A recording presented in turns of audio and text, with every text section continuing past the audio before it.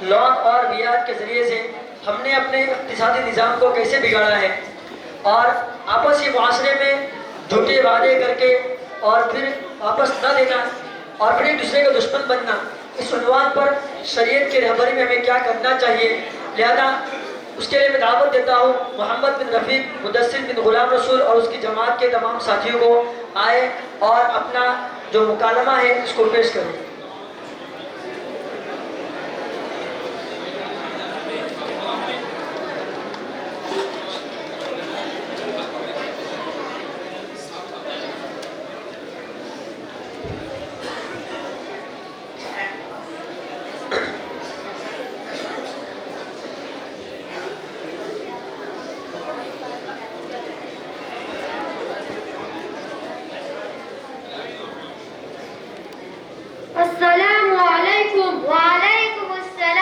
इमरान भाई घણા દાડાથી દેખાતા નહીં, સો વર્ષો અને આ બધું સોથી લઈને આવો છો? મોલે આબિદ સાહેબ, 5 વર્ષથી હું મદ્રસામાં ખાવા રસ્તો તો પણ હવે છોડીને અવસર આવો છે એટલે દાડા ખસા વધી છે અને પગારમાંથી જાજુ કોઈ વધતું નથી. હવે વિચાર એમ કરે છે કે ડેરીમાં ગાયો અને ભેંસો પર લોનની સ્કીમ બહાર પડી છે તો બૈરાના નામે 4-5 ભેંસો લાવવાનું વિચાર્યું છે. અને તમે જુઓ છો આપણા ગામમાં પેલા મુદસ્સિર અને મોહમ્મદે ગાય ભેંસો લઈ જેવો ઘર બનાવ્યો અને જેવી ગાડી લઈને ફરી છે. લા હૌલા વલા કુવતા ઇલ્લા બિલ્લાહ. ઇમરાન ભાઈ, તમે મુસલમાન થઈને લોન લેવાની વાતો કરો છો. શું ઇસ્લામમાં લોન લેવી જાયઝ છે? અને તમે પેલા મદ્રસામાં 5 વર્ષથી કોણ કરતા હતા? શું તમે ભૂસ્યા મરી ગયા કે તમારું કોઈ કોમ ઊભું રહ્યું? બોલે આબિદ સાહેબ, પૂછે તો ના મરી ગયા અને કોઈ કોમ પણ ઊભું ના રહ્યું. 25 રૂપિયા અલ્લાહે ભેગા કરાયા પણ ઘરવાળો રોજ ફોન બાળી છે કે ફલાણા ભાઈને આવું ઘર બનાવ્યું, ફલાણા એ આવું. આપણે તો જી એ જ જૂના પત્રોવાળા ઘરમાં રહે છે તો હું તો શું કરું, પરેશાન થઈ ગયો છું એટલે આવું વિચાર્યું છે.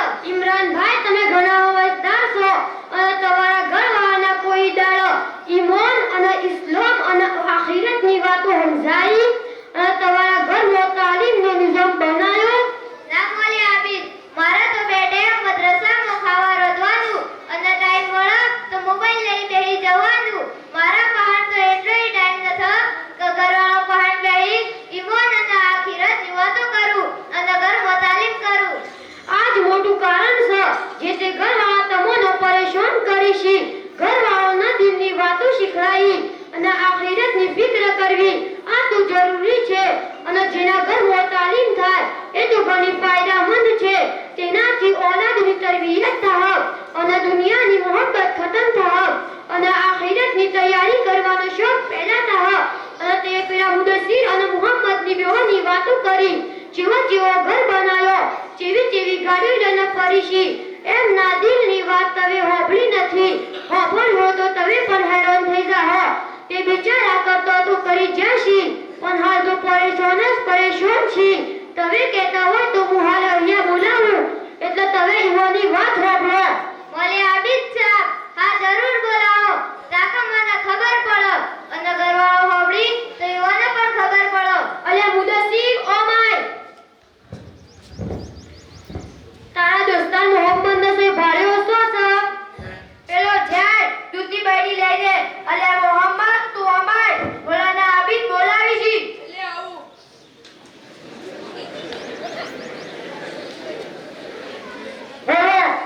મદરસા બોલાવ્યો.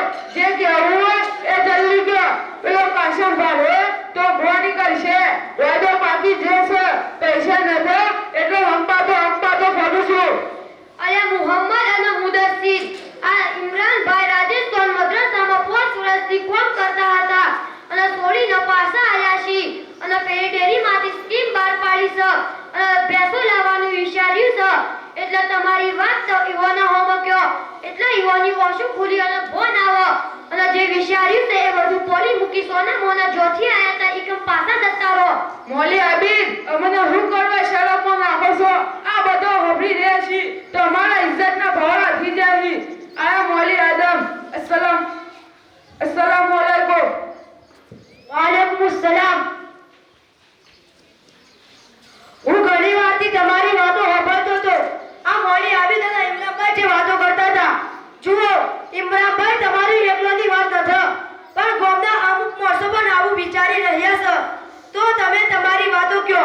એટલા માટે કે બધાને સમજમાં આવી જાય અને તમે જે કોણ વિચાર્યું હોય તે સમજી જાય અને મોટી મુસીબતથી બચી જાય.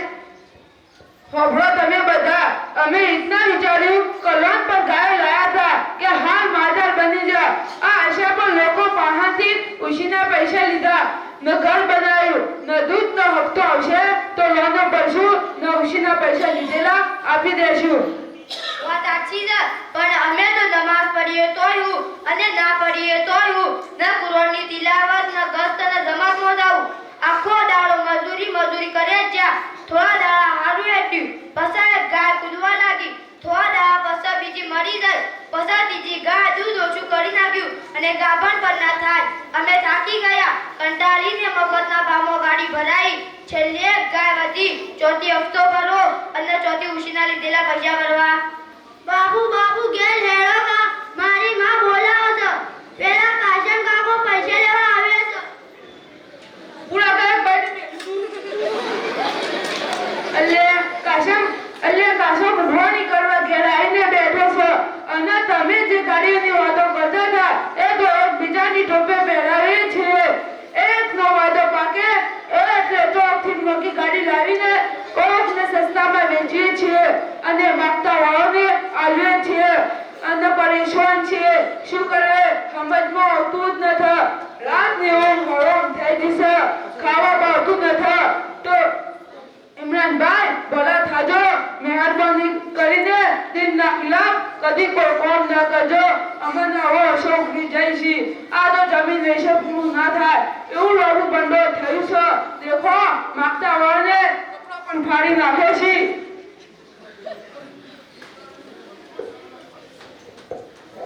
બાપુ જલ્દી હેડો કે મોડું થાય છે.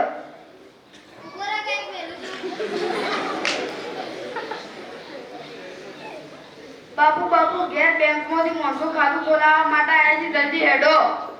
ઉભો રહો, કંઈક મેલું છું. જુઓ હોભળો બધા, હાલ વિજ્ઞાનનો જમાનો હેડી રહ્યો છે. દાડા બે દીદી આપણા ઘરમાં આવી રહી છે. શું આલિમ શું જાહિલ હર એક દુનિયાની મોહબ્બતમાં લાગેલા છે.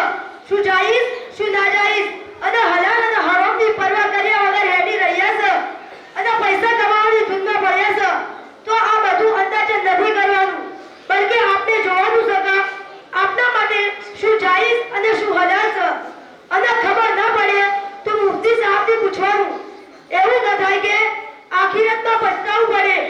અલ્લાહ પાક શુદ્ધ બારામાં કુરાનમાં ફરમાવે છે કે યા અય્યુહલ્લઝીના આમનુ તકુલ્લાહ વઝરુ મા બકિય મિનર રિબા ઇન કુન્તુમ મુઅ્મિનીન ફઇન લમ તફઅલુ ફઅઝરુ બિહર્બિન મિનલ્લાહી વ રસૂલિહી.